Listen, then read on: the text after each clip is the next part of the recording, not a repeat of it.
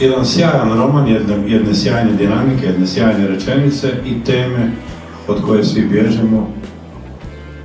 U ovoj dvoličnosti okrećemo glavu od povijesti istine i onda nam se ona naravno kroz prozor vraća natrag, kao što se vratila natrag jednom mladom paru koji su glavni akteri ovog romana.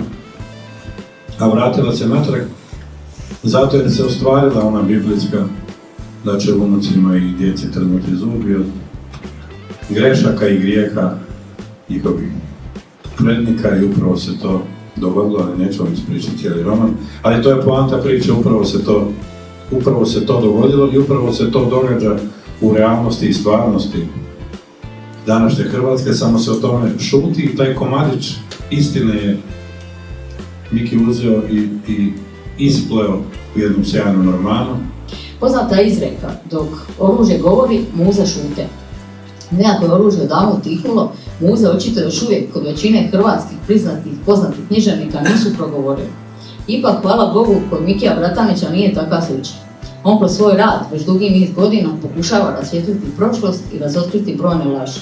Jedan od najvećih tih primjera njegovog rada je ovaj roman u kojem autor na literaran i beletristički te izuzetno zanimljiv i uzbudljiv način u stilu najboljeg trilera kroz život i očište mladog bračnog para Mislava i Teodore progovara o zločinima počinjenim nakon Drugog svjetskog rata, kao i poslijeratnih 45 godina jugoslavenskog komunističkog zlosilja, odnosno svemu onome što je dan danas duboko traumatizira hrvatski narod, zbog čega i danas u Hrvatskoj nastao podjele. I zbog čega u krajnjem slučaju mladi odlaze u Irsku i Njemačku.